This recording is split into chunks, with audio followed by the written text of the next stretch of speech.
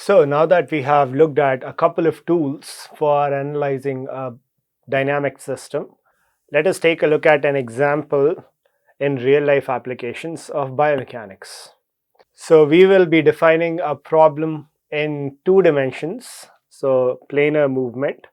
And as you recall, this will be movement in the sagittal plane. So the question is, or the problem is, determine the joint reaction forces, right? The forces that are acting at the individual joints and the moments at the ankle, knee, and hip joint. Okay. For a situation, the situation is swing phase of walking. So swing phase of walking defines the duration when you have your trailing foot. When you're walking, your trailing foot leaves off the ground, and then you are in the process of resetting it, bringing it to the front to take the next step. Okay, so the ground reaction forces are 0, and there are a couple of data given, which is the kinematics that has been measured for this particular scenario. So the kinematics are the ankle joint center is located at this particular location, knee here, and the hip is at this location. Now, to be able to do any sort of computation, you must know all the other details like the mass moment of inertia, the accelerations of the segment, and the angular accelerations of the segments, along with the center of mass locations. So for the foot, for the lower leg, and for the thigh segment, these data are given. Okay. So right now it is a very text problem. Let's convert it into some graphics. Let's try and visualize this. Let's say this is the leg of the person.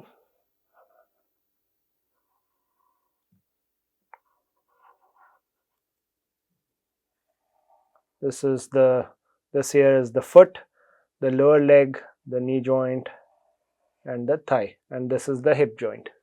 Okay, so all I've done is put the individual coordinates that were given in the previous slide on here, right? And if you'll notice, I've set up a coordinate system. So the measurements, and I'll go back to the previous slide, the measurements are given in meters, right? So there is this x and y coordinate axis. This is a 2D movement. Okay, the person's leading leg is probably somewhere in this vicinity over here. Let's say this is ground level 0, this is 0, 0, and this is right after takeoff, right after the foot has lifted off the ground. Okay, so in addition to the joint center locations that have been provided, we also have the center of mass locations. So this is the center of mass location. This is the center of mass location of the thigh segment. This is the center of mass location of the shank segment or the lower leg, and this here is the center of mass of the foot. Now why are these defined independently and not just one single center of mass for the entire foot segment? Because we are treating each segment as its own rigid body, which means every part of this body has the same properties. It is rigid, there is no deformation, right? So there is a center of mass associated with that, and it's more or less linear. So we are not considering this dimension here right now, but it appears in the moment of inertia calculations. So that data is already provided to you. Okay, how do I go about solving a problem like this, and what exactly is the problem that I have to solve? Okay, so when I was walking and now my trailing foot is in the air, at each joint, right, there are certain forces that are acting. So when you say kick in the air, you will feel a certain snap at your knee, a certain force at your hip, right? Those are joint reaction forces. So I want to identify what is the force acting at these points. Okay. Additionally, I have observed that these segments with their center of masses are moving with certain accelerations linearly, right? And have a rotational acceleration component as well. So it could be doing a complex movement, right? Something like this. And we have split it into its individual components. So there's a linear acceleration along the x-axis, there's a linear acceleration along the y-axis, and then there is a rotational component. Okay, so I'm interested in solving these joint forces and the joint moments. Now, you might ask, why do this to begin with? So this has a lot of sports applications, clinical applications, and the reason is your joints are designed to handle certain amount of loads. Okay, so if you were to backpack and carry your body weight, your joints, your knee joint might give up halfway, whereas if you were carrying lower weight, your knee joint might be able to sustain that for a longer hike. Same way for any sports activity, if you are performing a movement and it has a potential to injure your joint, that can be identified by doing calculations like this and calculating, identifying what is the moment, what is the force acting at the interface, right? These are the forces that are being taken by the bones, by the cartilage, by the tendons, right? So how are these forces acting? And then they can be correlated with whether it's likely to cause an injury or whether it is a safe movement. So let's take a look at how we go about solving this kind of problem. Now, given that all of these are rigid bodies, what have we learned about rigid bodies that we must do first? We must draw a free body diagram. So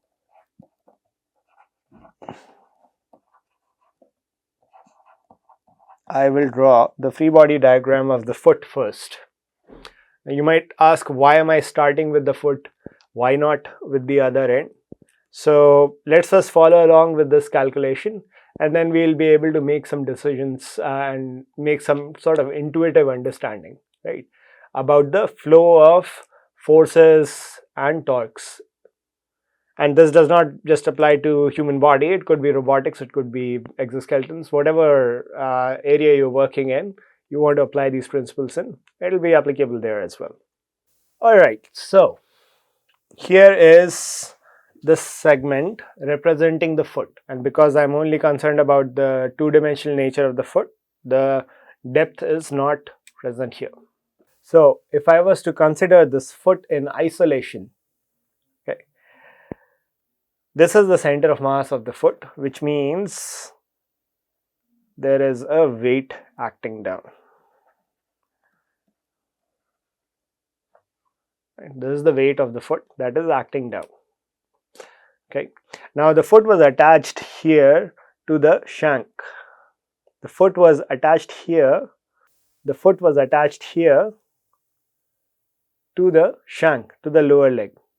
So there is some force interaction between the two segments, right? So we will assume that those reactions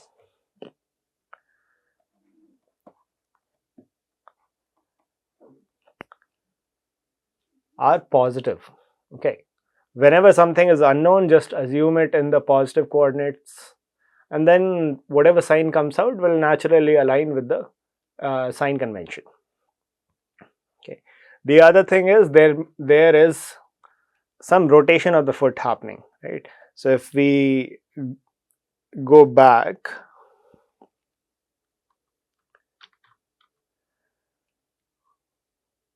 the foot is rotating with an angular acceleration of 5.12 radians per second square. Okay,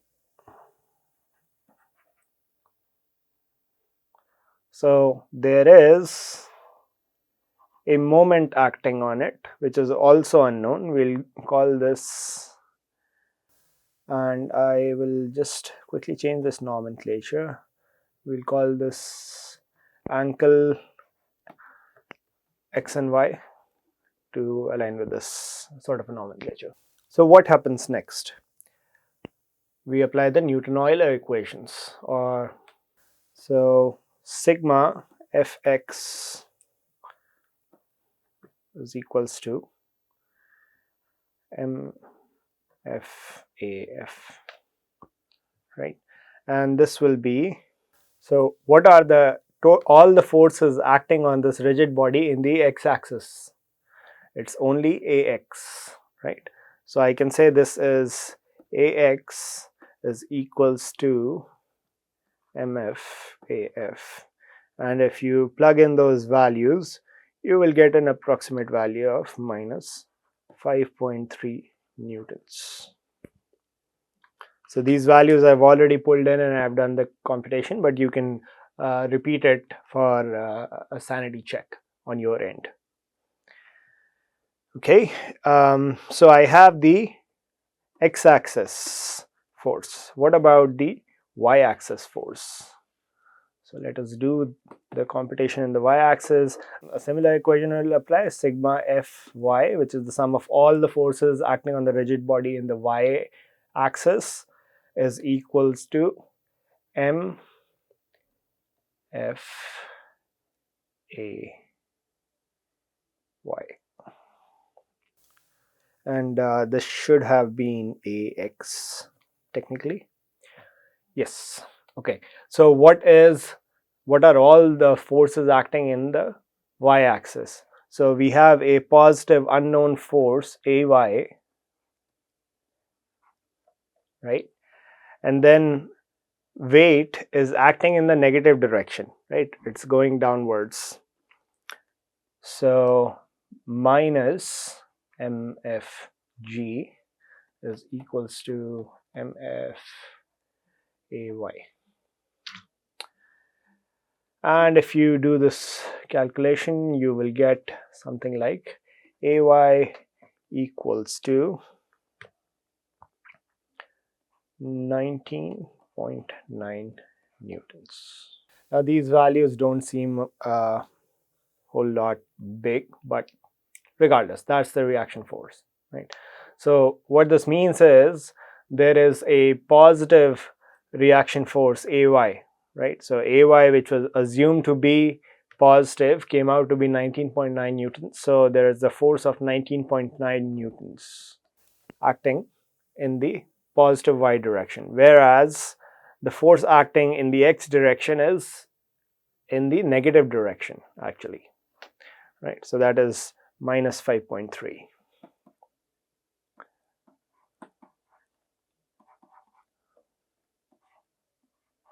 acting in this direction actually. So either a force of 5.3 newtons acting in this direction, or you can say a minus 5.3 Newton force acting in this direction in the positive x-axis. All right, so we have done force in the x direction, force in the y direction. Now the third is the moment, right? And for that we will apply the moment balance equation, which is the summation of all the moments is equal to I times the angular acceleration of the foot. So all of these will be the foot. Now this is written about the center of mass, right? So what will this be? And I want to spend a little bit of time here. So the moment exerted here, there will be one moment because of Ay. Let me just change to the highlighter. So there is one moment from Ay, right? Let's try and see what that is. So this is the segment, right? And there's a force acting in this direction. So let's see, the force acting in this direction like this at this instance, right? So it's trying to rotate this in the clockwise direction. So the moments in that are counterclockwise are assumed positive. That's because of the sign convention where the moments about the z-axis, right? Z-axis is coming out of the plane, so the moments about this in the counterclockwise direction, and that's the positive direction. Okay, so the moments acting from AY about the center of mass, so the center of mass is here for this segment, and I'm applying a force, and that means it is a negative moment. So you can calculate the distance between these 2 points in both these axes, right? So in the y direction, it will be 0.189 minus 0.117. So this distance and this distance is what we'll need to calculate. So this distance is about 0.373 minus 0.303, which is 0.07. So this is about 0.07 meters, and in the other direction it is 0.072 meters, right? All distances are being measured in meters. Right, so what is the moment applied by this force? It is minus AY into 0.07. What is the moment applied by this? This is also going to make this thing rotate clockwise, right? So if this was the center, this force, the force that is acting in this direction, is also trying to rotate it clockwise. The moment exerted by that force is also, assuming it was positive, is also negative, right? So you have minus AX times whatever is the moment arm, which is 0.072.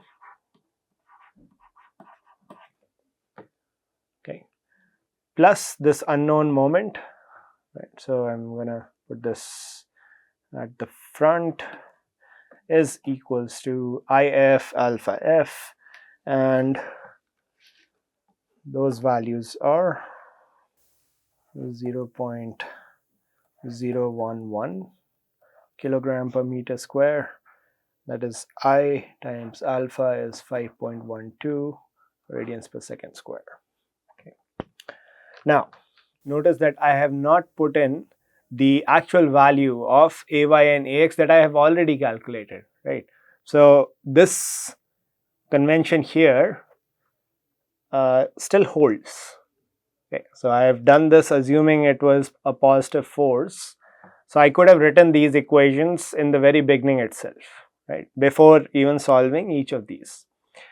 Okay, so let's say if I plug the value of AY as 19.9 newtons and AX as minus 5.3 newtons, right, and I solve for this equation, then I get a value of 1.01 Newton meter. Pretty small amount of torque, but it's still there. Alright, so I was able to analyze this entire foot segment independently, and I was able to calculate all the values, all the unknowns, from the unknown reaction force in the x direction, the reaction force in the y direction, and the moment acting on the ankle, right?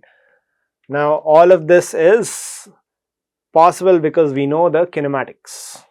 Okay, so before you do the dynamics, I will emphasize this point, reiterate this point again. You must know the kinematics of the system. No matter what you are solving, be it biomechanics, be it movement of any complex multi-body system or single body system, you must know the kinematics. Okay, so let's see. We will now move on to the lower leg, and you might ask me, oh, why the lower leg? Why not the thigh? So again, just follow along and you will gradually realize that there is a pattern to this madness. Okay, so I have my ankle joint here, my knee joint here, right, and the center of mass of this segment here. Okay, now if I was to just say there is an unknown force acting here,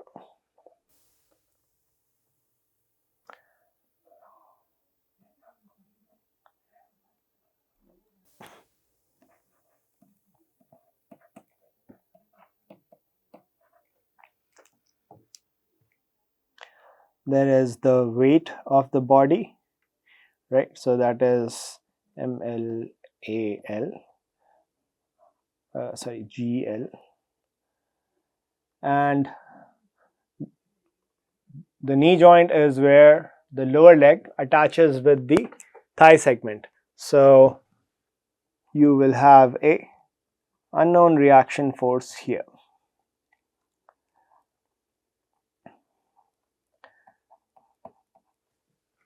Great. Now you might ask, oh, but what about this, right?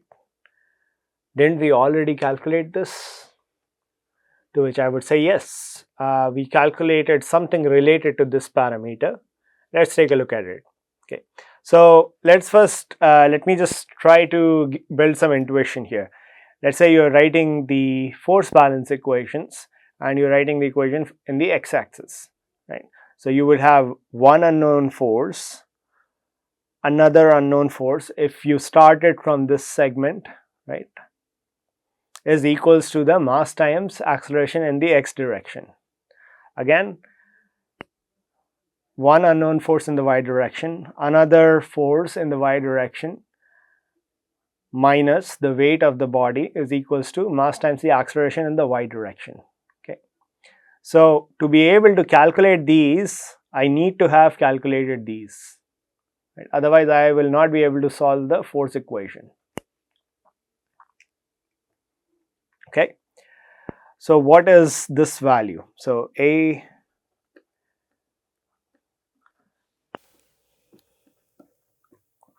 is equals to minus AX, okay, and ASY is equals to minus AY.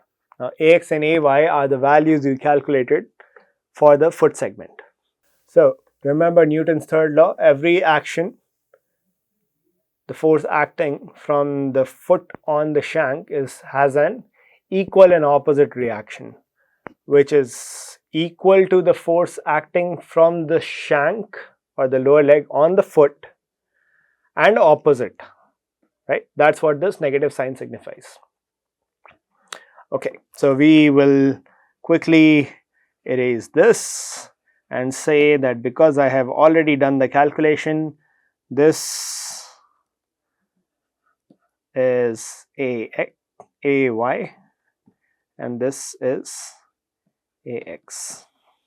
And now we can get rid of this.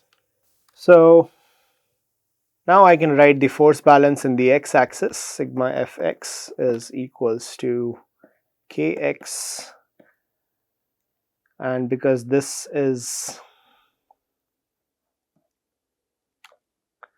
acting in the negative direction, minus Ax is equal to MLAx, which is the acceleration of this center of mass in the x-axis direction. So if I plug in the values, now if you remember, Ax was what? Ax was minus 5.3 newtons, right? So Kx minus 5.3 is equal to, plug in the values for the mass, which is 2.4, and the acceleration, which is minus 4.01 meters per second square, and you get a value of Kx equals to minus 14.9 newtons. Okay, same way if I do the calculation for the y-axis, then sigma Fy is equals to ky minus ay minus mlgl, which is the weight of the segment. This is equal to ml a l y, which is the acceleration of this segment in the y-axis direction. Okay. So ay, if you recall, was 19.9 newtons. Right. So if I plug this value in, if I plug in the constants that were given earlier, or the values that were provided earlier, I will get a value of Fy equals to 50 newtons. And same way as I wrote the moment balance equation for the foot, we will write the moment balance equation sigma m is equals to I leg alpha leg, right? And the moment of these, so let's mark these distances. This is 0.420, so 0.1 meters. This distance here is 0.539 minus 0.437, so 0.102 meters. Okay. Same way, this distance here is 0.437 minus 0.303, which is 0.134 meters, and this distance here is 0.131 meters. Okay. So moment is a vector quantity, right? So we'll have to write the signs of these values, right? So I will write the equations about the center of mass again. So notice that I have not put the joint moments on here. Okay, so before I do this, I must rectify that problem. Now I don't know the joint moment that is acting at the knee, so I will assume a counterclockwise positive unknown knee moment, mk, right? Also, there is a moment acting at the ankle. So there was a moment acting at the ankle from the shank, right? With shank as reference, the moment was 1.01 Newton meters.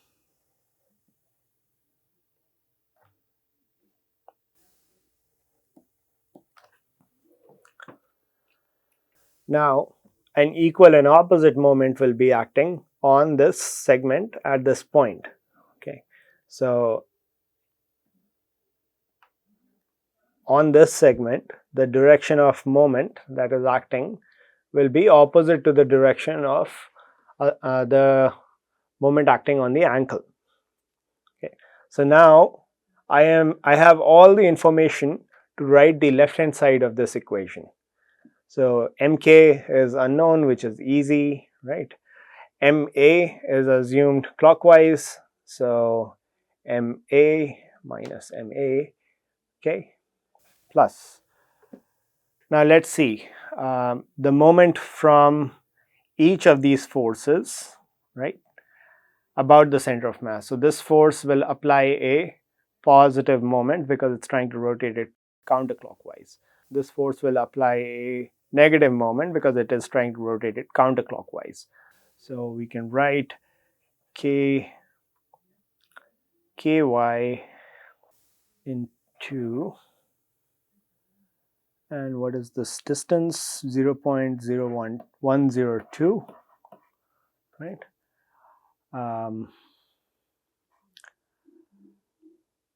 Minus kx 0.1 meters.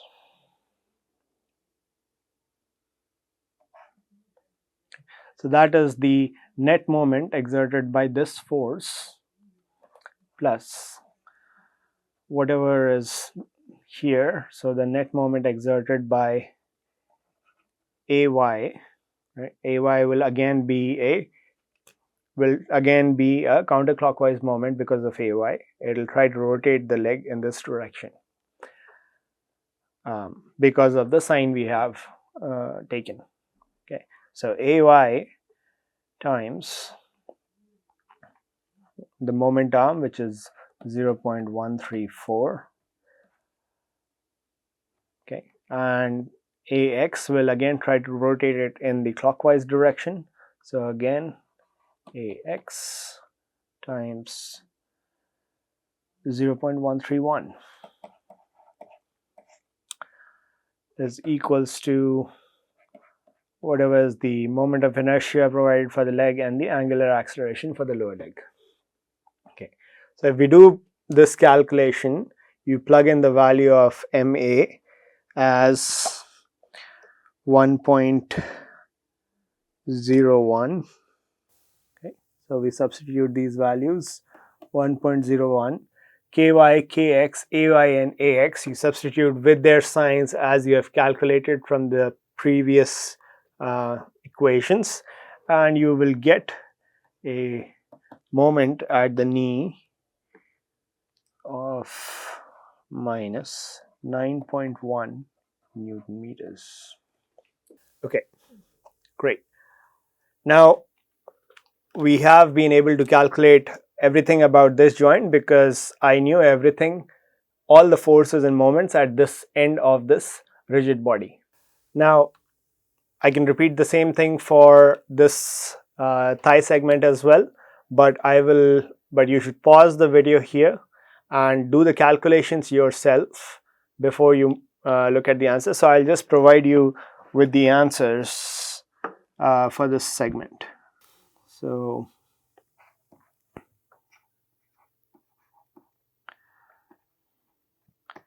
HY, HX and MH, right? So you should have gotten HX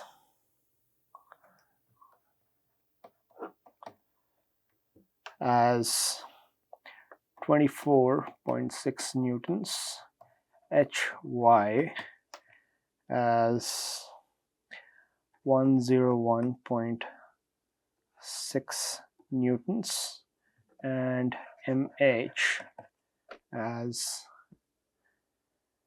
minus 11.7 Newton meters. So with this, we have now looked at the application of all the tools that we have learned in linear kinetics and angular kinetics, and we are well equipped now to extend these principles to any problem statement that we give. For the sake of this course, at least, all problems have been defined in 2 dimensions here, right? As you can see, this itself takes a lot of time. So the same principles can be extended to 3 dimensions, and you can actually practice problems for 3 dimensions. Of course, that's beyond the scope of this course. Okay, so we will conclude this section here, and I will see you in the next one.